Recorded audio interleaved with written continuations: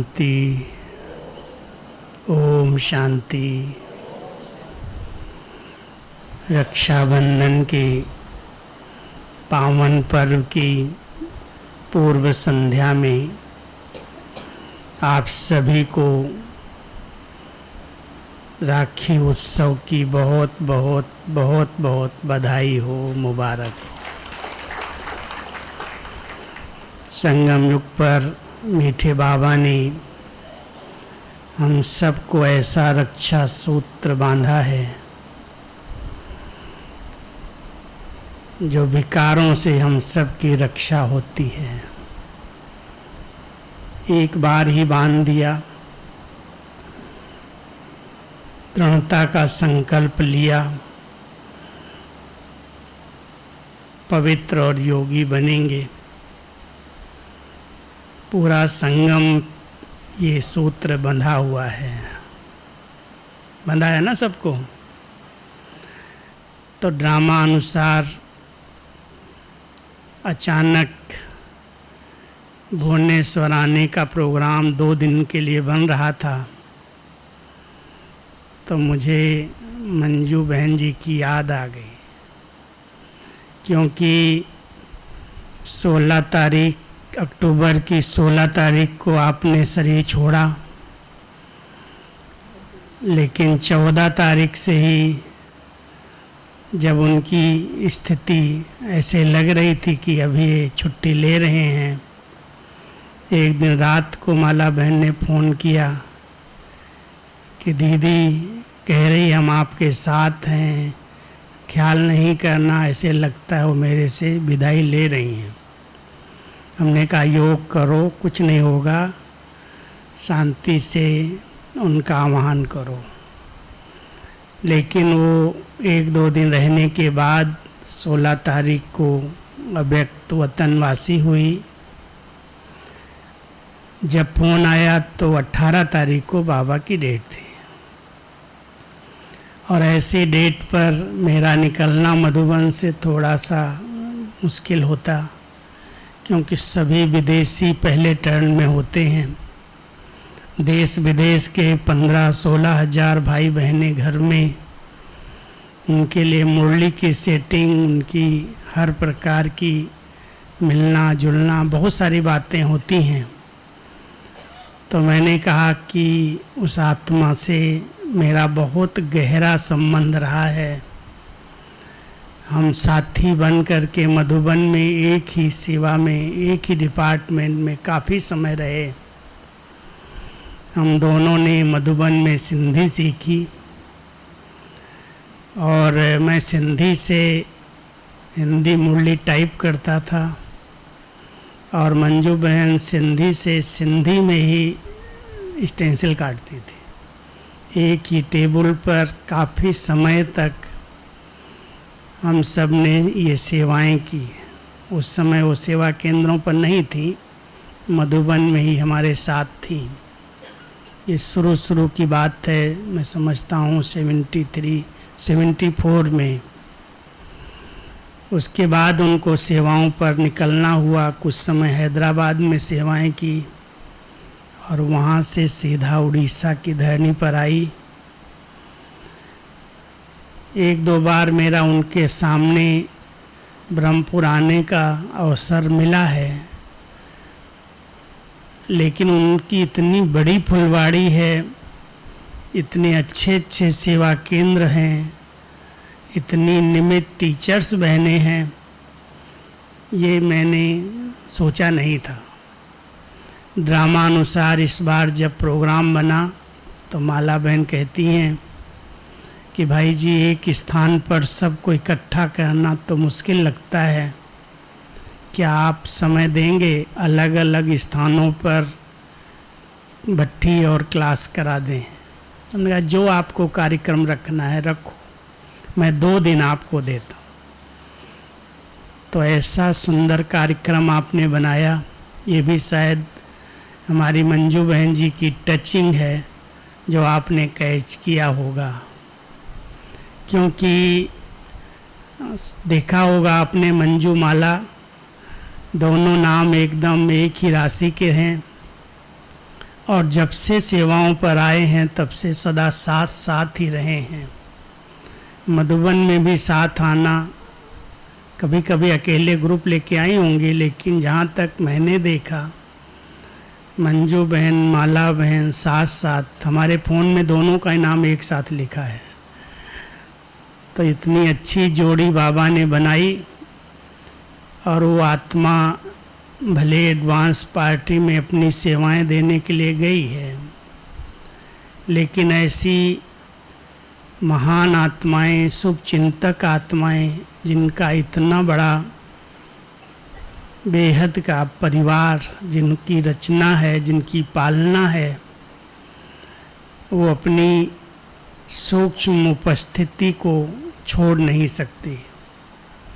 उनकी हाजिरी सदा ही इस स्थान पर है, उनकी सूक्ष्म छत्र छाया है। जैसे आज आप मधुबन में जाते हो तो ये लगता है ये त्रिमूर्ति दादियाँ अभी भी यज्ञ के अंदर अपनी छत्र छाया बनाए हुए हैं। बाबा तो है ही है, लेकिन अगर प्रकाश स्तंभ पर जाएंगे तो दादी का प्यार, उनकी पालना का अनुभव होता। शक्ति स्तंभ पर जाएंगे तो दादी जानकी जी की पालना और उनका स्नेह मिलता। और दिव्य लोक का व्यक्ति लोक जो बना गुलजार दादी जी की स्मृति में, वहाँ तो कितने अच्छे अच्छे फरिश्तों की दुनिया के अनुभव होते हैं। तो एक से एक आकर्षण के स्थान, भले हम कहें उनकी समाधि है, उनकी स्मृति का चिन्ह है। और यहाँ भी शिव मंजुल, बहुत सुंदर नाम मिला है, शिव मंजुल मिलन स्तंभ। मंजू बहन का शिव मिलन कराने का पार्ट रहा है, तो उनकी याद में छोटा सा स्तंभ बन रहा है। जो कुछ उन्होंने किया है, जो उनकी प्रेरणाएं रही हैं, जो उनकी प्रैक्टिकल जीवन थी, त्याग तपस्या की। बचपन में ही बाबा मिला, शादी हो गई, बच्चे भी थे, लेकिन एक धक से संकल्प किया, कोई बात की परवाह नहीं की, और बाबा के बेहद यज्ञ में समर्पित होना बहुत बड़ा त्याग है, बलिदान है।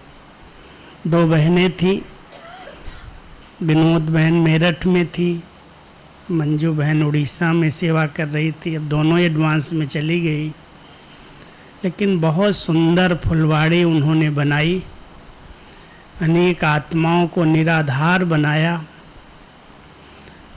त्याग तपस्या की मूर्ति बन कर के रही।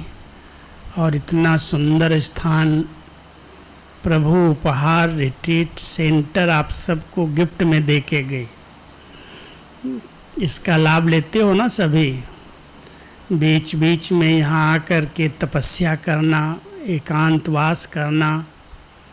माला बहन जी की उपस्थिति तो है ही, लेकिन सूक्ष्म रूप में मंजू बहन की उपस्थिति भी यहाँ अनुभव होती है। तो मैं जब उड़ीसा आ रहा था तो मैंने अचानक सामने से ही फ़ोन किया कि मैं 2 दिन आपके पास आ रहा हूँ। पूछा नहीं आऊँ या ना आऊँ, तो इन्होंने कहा ज़रूर ऐसा चांस हमें मिलेगा, आप ज़रूर आइए। तो आप सब यहाँ आज पहुँच गए। वर्तमान समय बाबा हम सभी को इशारे इशारे में कहते हैं, बच्चे अचानक कुछ भी होगा, इसलिए अचानक के पहले एवर रेडी रहो। और एवर रेडी केवल ऐसे नहीं कुछ भी हो जाए, बहुत काल का अभ्यास चाहिए। अंत काल में केवल एक बाबा ही ध्यान पर रहे, क्योंकि पेपर तो 1 सेकंड का होता है। अंतिम पेपर में बाबा ने पेपर भी अनाउंस कर दिया, समय भी अनाउंस कर दिया। 1 सेकंड का पेपर और किसी घड़ी भी आ सकता है। वो पेपर है नष्टो मोहा स्मृति लब्धा। सब बातों से मोह नष्ट हो जाए, न कोई संबंधी याद आए, न कोई साधन याद आए, न कोई व्यक्ति, किसी भी तरफ बुद्धि की अटैचमेंट न हो, बुलावा हो और एक सेकंड में आत्मा इस शरीर से उड़ जाए, बाबा की याद हो, स्मृति लब्धा, एक की स्मृति हो, मेरा तो एक बाबा दूसरा न कोई। ऐसी स्थिति बनाने के लिए बहुत काल का अभ्यास चाहिए। कई लोग बड़े चतुर होते हैं, कहते हैं बताते हैं कि एक सेठ जी थे, उन्होंने सुना था कि कलयुग में इतना सहज भगवान कह करके देते हैं कि अगर नाम भी याद आएगा तो तुम्हारी गति हो जाएगी, भगवान का नाम भी याद आएगा तो गति सदगति हो जाएगी। सुना था उन्होंने, तो इसी आधार से उन्होंने अपने 3 बच्चे हुए, बेटे हुए, तीनों का नाम भगवान के नाम पर रख लिया। एक का नाम कृष्ण रख दिया, एक का मोहन रख दिया, एक का राम रख दिया, कि अंत समय में बच्चे ही याद आते हैं, मोस्टली वही सामने होते हैं। तो जब शरीर छूटेगा तो वही सामने होंगे, उनको याद करेंगे और हमें मुक्ति मिल जाएगी। तो जब अंत समय आ गया, लगा कि अभी जा रहे हैं, सब बच्चों को, परिवार वालों को पता हो गया कि बाबूजी अभी जाने वाले हैं, तो सब इकट्ठे हो गए। तो एक एक का नाम लेना शुरू किया। राम खड़ा हो गया, बाबूजी मैं आपके सामने ही हूँ। मोहन, वो भी खड़ा हो गया। कृष्ण, वो भी खड़ा हो गया। तीनों सामने खड़े हो गए, दृष्टि लेने देने लगे। फिर अचानक उसको गुस्सा आता है, जोश आता है, तुम सब यहाँ खड़े हो तो दुकान पर कौन है? और प्राण निकल गए। समझ में आया? बहुत काल बुद्धि कहाँ थी? दुकान में थी। राम भी सामने है, कृष्ण भी सामने है, मोहन भी सामने है, तीनों का नाम भी ले रहा है, लेकिन अचानक उसको याद आया अगर तीनों मेरे सामने हैं तो क्या दुकान खाली छोड़ के आ गए? तो बस इसी में ही प्राण चले गए। इसलिए बाबा कहते हैं ऐसे नहीं अंत में शिव बाबा याद आएगा, बहुत काल से अभ्यास करो, बार बार अंदर से आए मेरा तो एक बाबा दूसरा न कोई। और बाबा इतना पक्का है कि अगर बाबा की याद के पहले कोई दूसरा याद आ गया ना तो बाबा खिसक जाता है। मान लो कोई बीमारी हुई, डॉक्टर याद आएगा। कोई ऐसी प्रॉब्लम आई, कोई ऐसा केस हो गया तो वकील याद आएगा, जज याद आएगा। कोई भवन निर्माण करना है, इंजीनियर, आर्किटेक्ट याद आएगा। लेकिन जिसने बाबा को ही सर्वस्व बनाया है बहुत काल से, मेरा तो बाबा ही सब संसार है, और बाबा जिससे कराना है अपने आप कराएगा, इतना जिसको बहुत सच्चे दिल का प्यार और निश्चय है, वो बाबा कहता है और बाबा अपने बच्चों को निमित्त बना देता है, सब काम हो जाते हैं। लेकिन अगर बाबा तो निराकार है, वो तो परमधाम में रहता है, वो कैसे करेगा ये सब? इसके लिए तो कोई देहधारी चाहिए। अगर देहधारी को याद कर लिया तो बाबा मुस्कुराना शुरू कर देता, ऊपर चला जाता, अलग हो जाता। इसी से करा लो। इसलिए हमने देखा हमारी दादियों ने कभी किसी देहधारी का सहारा नहीं लिया। इतना बड़ा यज्ञ, इतने बातें नीचे ऊपर, बहुत सारी परीक्षाएं आती हैं, लेकिन बाबा बैठा है, हर पल यही ध्यान पर रखा, बाबा बैठा है, सब ठीक हो जाए, सब ठीक हो जाए, चिंता नहीं करो, सब ठीक हो जाए। और जब बाबा को हम याद कर लेते हैं तो बाबा कहीं न कहीं किसी न को बनाएगा तो साकार को ही निमित्त। लेकिन उसकी टचिंग से अगर कोई निमित्त बनता है तो वो कार्य बहुत युक्ति युक्त और यथार्थ होता है, समय पर होता है। इसलिए बाबा को सब संबंधों से याद करना, और याद करते पहले संकल्प में बाबा बैठा है, सब करेगा, हो जाएगा, हो जाएगा। फिर देखो कैसे बाबा की मदद मिलती है। हमेशा दादी कभी भी देहधारी को सामने नहीं लाती। एक दिन की बात है, दादी प्रकाश मणि की मैं ज़्यादा कहानियाँ सुनाता हूँ क्योंकि बहुत समय मैं दादी के साथ रहा, और ऐसे रहा जैसे कोई भी काम हो, कोई भी यज्ञ का, सेवा केंद्रों का, सेवाओं का, तो पहले नंबर में मुझे ही बुलाएगी, राजू ये लिखना, ये ऐसे करना, आज बाबा ने मुझे ये कहा, ये टच किया।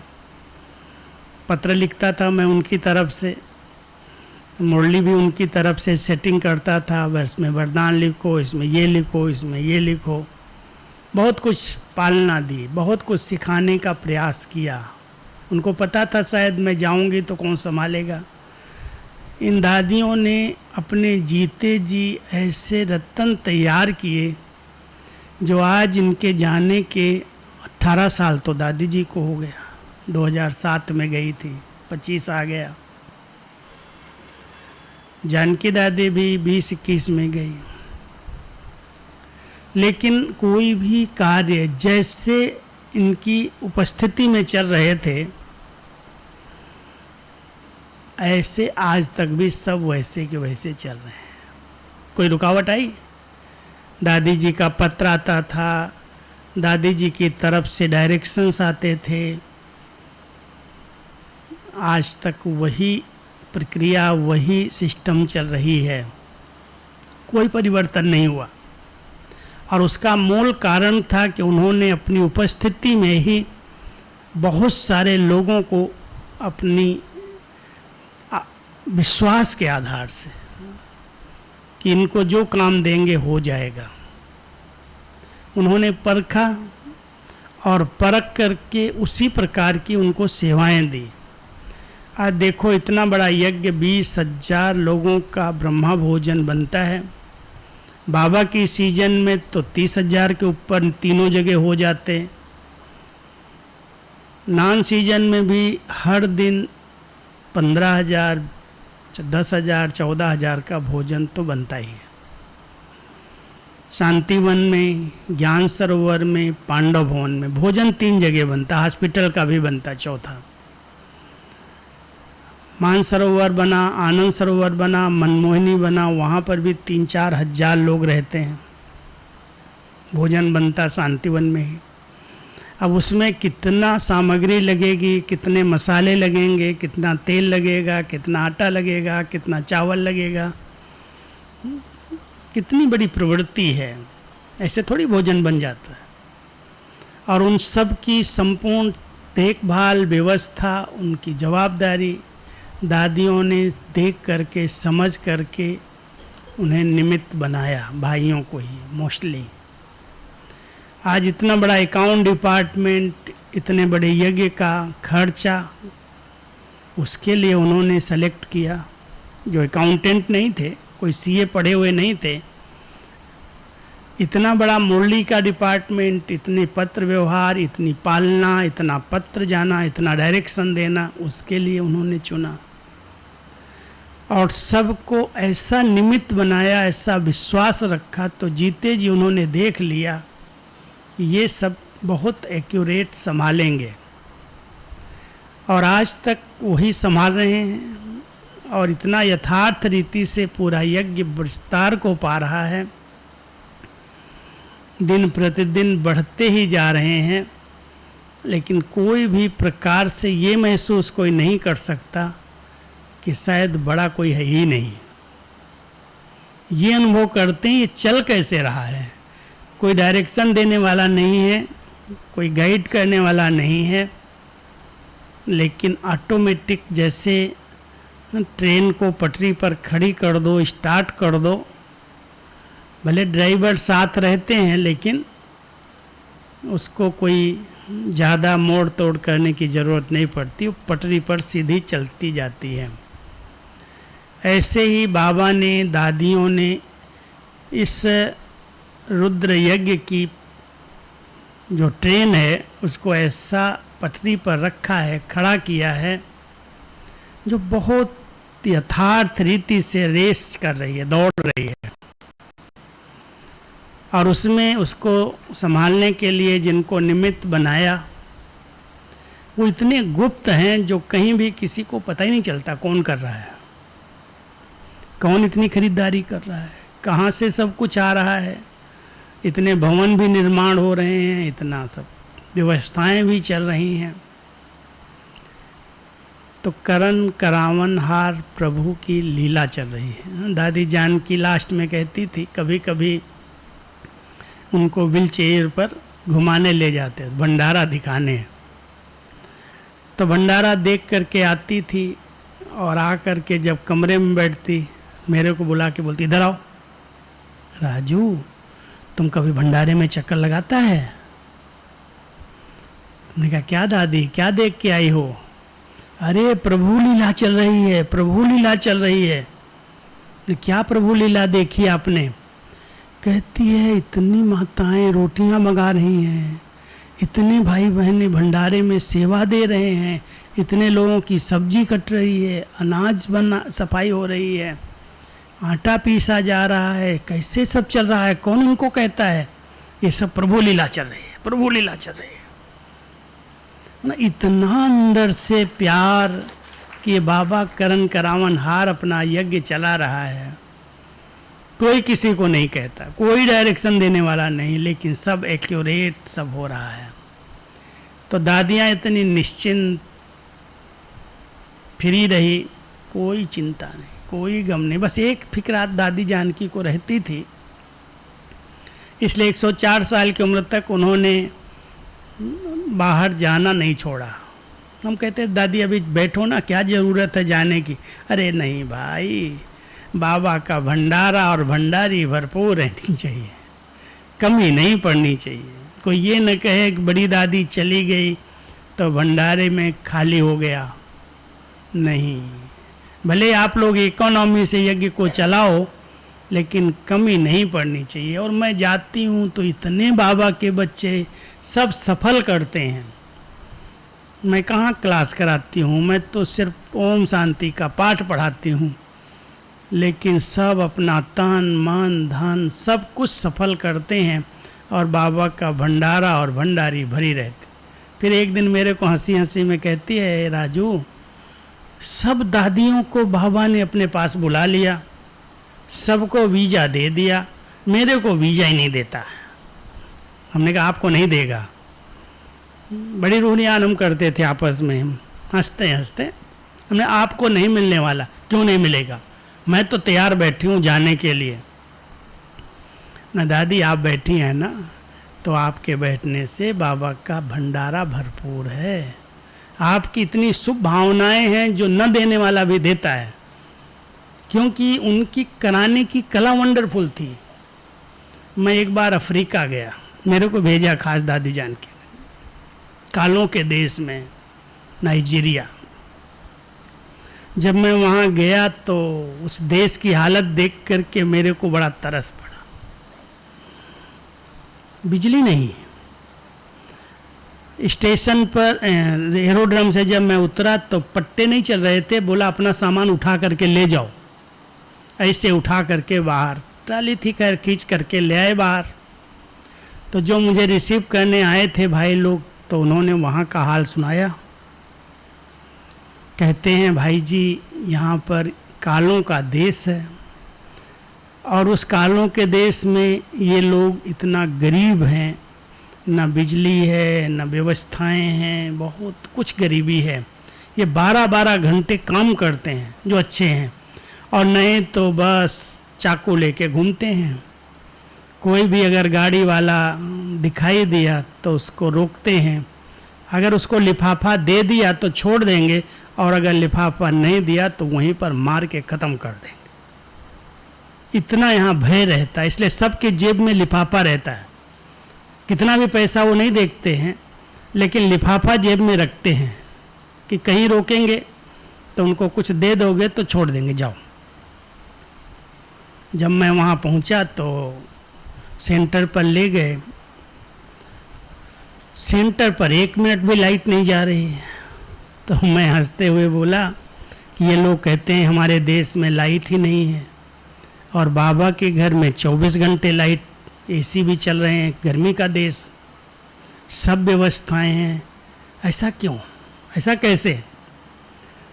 तो सुनाने लगे कि ऐसी 2 माताएं हैं सिंधी जिनका दादी जानकी से बहुत प्यार है, जो दादी कहे। तो उन्होंने जवाबदारी ली है कि 12 घंटा जनरेटर, एक कहती है मेरी तरफ से चलेगा, दूसरी कहती है मेरी तरफ से 12 घंटा चलेगा। जनरेटर में जितना डीजल लगेगा, जितना खर्च आएगा, हम लोग करेंगे। 24 घंटे बाबा के घर में लाइट। हमने कहा माताओं को मिलाओ तो देखूं। इतनी बाबा की भोली सच्ची सिंधी माताएं थी जो बाबा के घर को हरा भरा करके रखा था, भरपूर करके रखा था। बड़े बड़े मकान, सेंटर्स के क्या आलीशान मकान, 3-4 मकान दिखाए मेरे को। और वहाँ टोटल जो भी कारोबार है वो सब सिंधी लोगों की है। बड़ी बड़ी फैक्ट्रियाँ, और सब की पालना दादी जानकी करते हैं। सिंधियों की पालना क्या, भले वो ज्ञान में चले न चलें, लेकिन उनको खातिरी करना, उनको हर साल बुलाना, उनको ब्रह्मा भोजन खिलाना, उनको सौगातें देना, पालना। तो जब हमने सब सिंधियों को बुलाया सेंटर पर, तो कहते हैं भाई जी आपको पता है दादी का एक डायरेक्शन आया है, सोलार बन रहा है, इतने अरब का खर्चा है। उस समय सोलार चल रहा था कारोबार, जो अपना सोलार बना, कुछ गवर्नमेंट का मिला, कुछ अपना लगा। हम लोग सब सहयोगी हैं। दादी का इशारा मिलता है और हम सब खड़े हो जाते हैं। लेकिन आप आए हो तो आप हमारी सब फैक्ट्रियों में चलो, चक्कर लगाओ। ले चलो भाई, दादी ने भेजा है इसीलिए भेजा है। सब जगह बाबा की फोटो, ब्रह्मा बाबा की, और सब के स्टिकर, शिव बाबा की स्टिकर हर फैक्ट्री में। बर्तन की फैक्ट्री, प्लास्टिक की फैक्ट्री, कपड़ों की फैक्ट्री, सब सिंधी लोग इतना काम करते हैं, और कराने वाले करते हैं वो काले लोग, और ये लोग मालिक बने हुए हैं। लेकिन बाबा से, यज्ञ से इनका बहुत जिगरी प्यार। तो दादी जी की जो पालना थी, चाहे वो लंदन में, चाहे मधुबन में, जिस तरह से उन्होंने पालना दी, खुद दादी अपने हाथ से उनको भोजन बना के खिलाती। लंदन में कुछ भी है, आए हैं तो उनको अच्छी तरह से कुछ न कुछ खिलाना है, सेवा करनी, पालना देनी।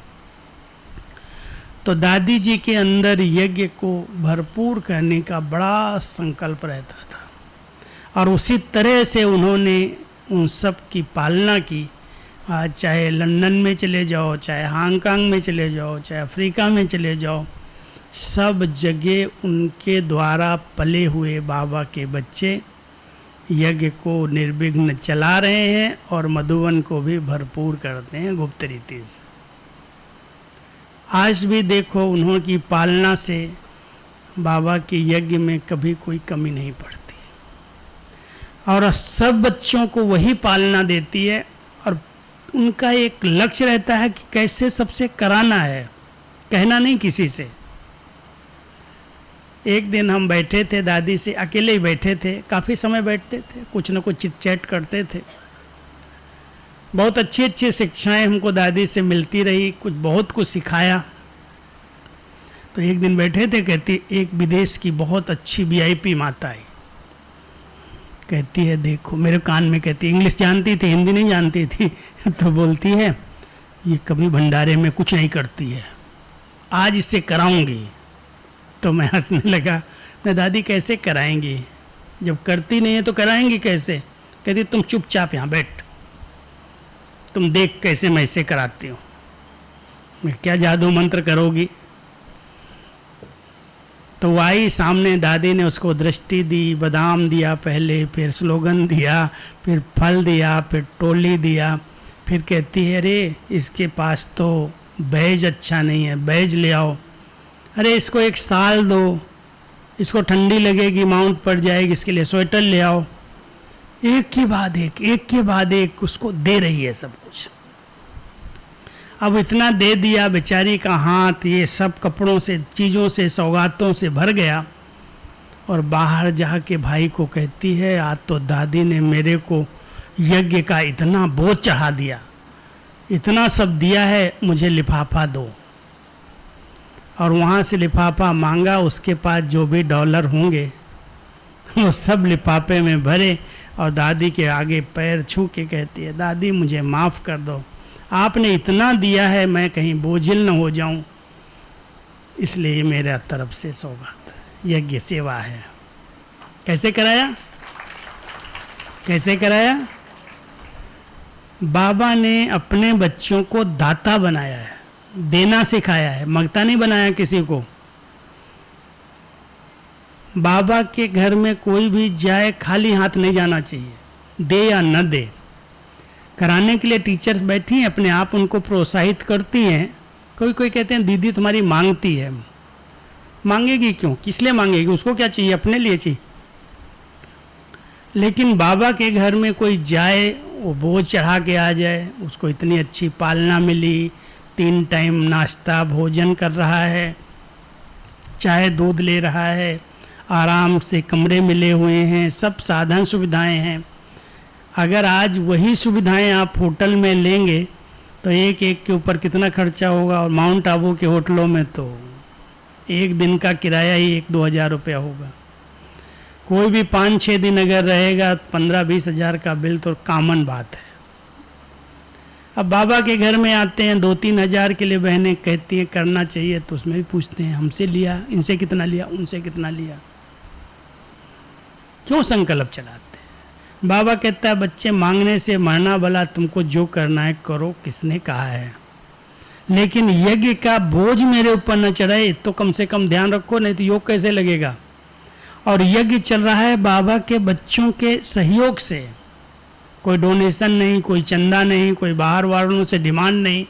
जो बाबा के बच्चे हैं वो यज्ञ को चला रहे हैं, जिन्होंने बाबा को पहचाना है, जिन्होंने बाबा के ऊपर अपनी जीवन बलिहार की है, जो उनके श्रीमत पर स्वच्छ पवित्र बने हैं, जिन्होंने पैसे को व्यर्थ से बचाया है। पहले शराब पीते थे, व्यसन करते थे, कहीं न कहीं इधर उधर पैसे को दान करते, दे देते, देखा देखी में खर्चा करते, वो सब बचा लिया। और वो बचत अगर बाबा के काम में लगती है, सेवा में लगती है, तो इतने बड़े बड़े प्रोजेक्ट बनते हैं।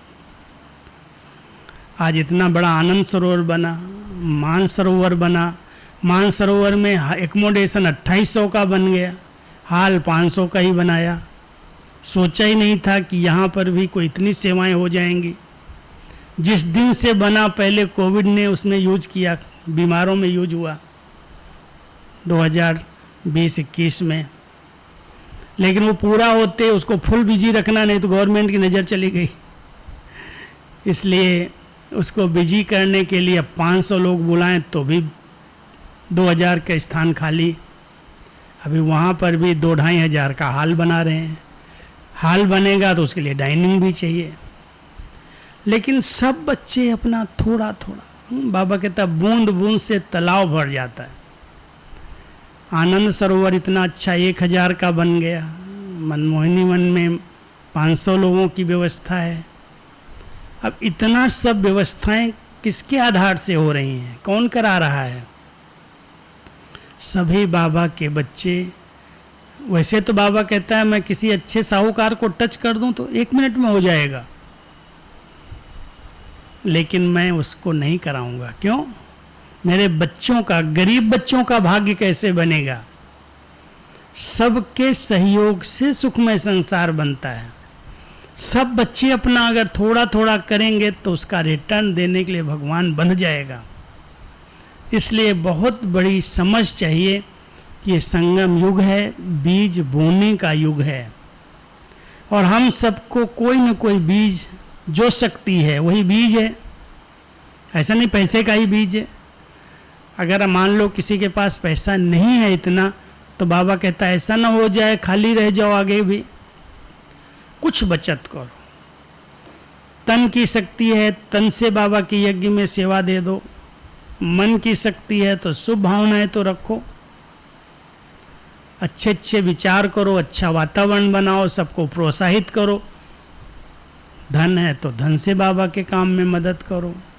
अगर थोड़ा भी लगेगा तो एक बीज बोते हैं 1000 बीज मिल जाते हैं, ये भी समझ चाहिए। और समय पर बीज बोया जाता है, समय बीत जाने के बाद उसकी वैल्यू नहीं रहती, वो खराब हो जाता है।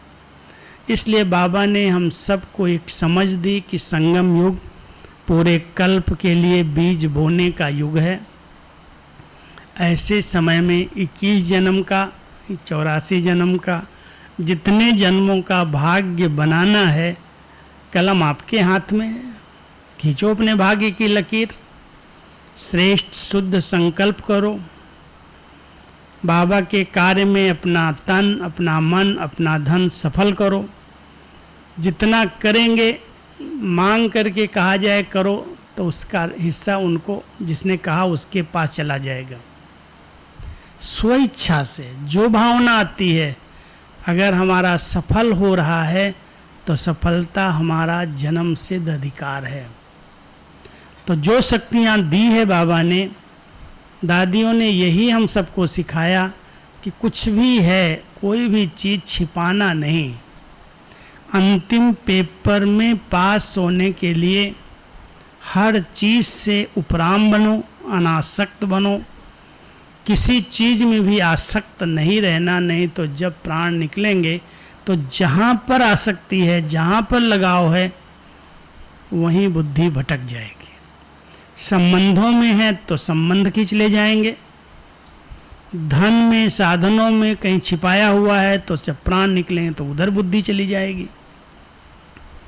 इसलिए बाबा अपने बच्चों को कहते हैं, सेकंड के पेपर में पास होने के लिए आप सब बहुत काल से सब कुछ बाबा के अर्पित करके हल्के हो जाओ। बाबा कोई का लेता नहीं है, लेकिन ट्रस्टी बनाता है। ट्रस्टी बच्चे, मैं क्या लेके करूँगा, मुझे कोई लेके परम धाम में थोड़ी जाना है। लेकिन जो कुछ तुम बाबा को कह रहे हो, बाबा सब तेरा है। भक्ति में भी कहा है, बाबा आया तो भी यही कहते हो, जब तेरा है तो तेरा तेरे को अर्पण क्या लागे मेरा। तो ऐसा अर्पणमय जीवन हो। बाबा ने रिटर्न अगर हमें संभालने के लिए दिया तो तन कहीं गलत रास्ते पर न जाए, मन कभी व्यर्थ न सोचे, बुराई की चिंतन न करे, और धन कहीं भी व्यर्थ में खर्च न हो। देखा देखी में नहीं खर्च, इधर उधर गंवाना नहीं है। प्रभु अमानत है, उसको श्रेष्ठ सेवा में, गोल्डन सत्युगी दुनिया लाने में सफल करना है। तो समझदार वही है। अंतमति सो गति तभी होगी जब पहले से ही सब कुछ समर्पित करके सफल कर लेंगे बुद्धि से, और ट्रस्टी बन करके उसको संभालेंगे। कुछ भी होगा नीचे ऊपर जाएगा तो जाने दो, सफल कर लिया तो एकदम निश्चिंत हो के बाबा की प्यार में याद करते करते उड़ जाएंगे। तो अंतकाल बहुत समीप दिखाई देता है। अचानक अचानक बाबा कहता है, और अभी खेल चल रहा है। समाचार तो सुनते हैं, बेचारा बैठा था, उसको पता ही नहीं था। शाम को सुबह क्लास कराया, क्लास कराने के बाद कमरे में गया, कब चला गया पता ही नहीं। ऐसे 2-3 केस अभी मधुबन में हो गए। तो अब वर्तमान समय हम सबको अंतिम घड़ियों को सामने रखते हुए अपना समय, संकल्प, श्वास और संपत्ति, 4 खजाने सब सफल करना। ठीक है, कुछ भी निष्फल न जाए। सफल होगा तो निश्चिंत हो जाएंगे। तो अनासक्त रहो, उपराम रहो, वैराग्य वृत्ति को धारण करो, और सब कुछ करते हुए साक्षी दृष्टा स्थिति बनाओ। दृष्टा बन करके अपने और दूसरों के पार्ट को देखना, उन्माद नहीं हो जाना, हाय हाय नहीं करना, ऐसा क्यों, इसके साथ ऐसा, इसके साथ ऐसा। बाबा कहता, बच्चे हर आत्मा के कर्मों की गति अपनी अपनी है।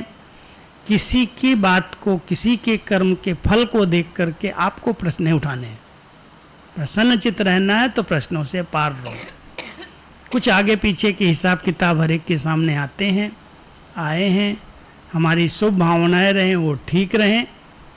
बाकी क्यों आया, कहाँ से आया, कैसे आया, इन प्रश्नों में उलझना नहीं।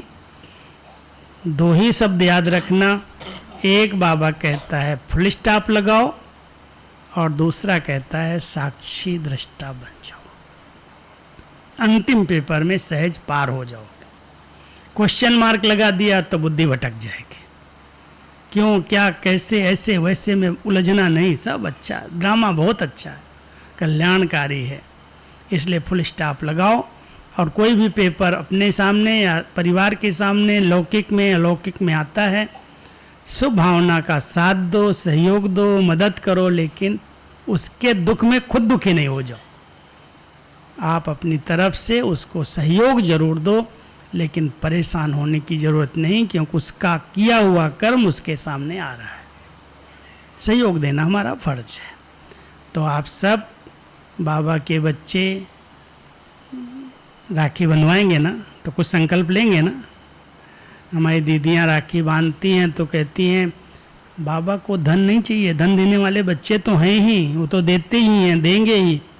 लेकिन जो ऐसी सूक्ष्म कमी हो, जो ऐसे संस्कार हों जो आत्मा को बहुत परेशान करते हों, दुखी करते हों, उन संस्कारों को स्वाहा कर दो, बाबा के आगे अर्पित कर दो। ओके, ओम शांति।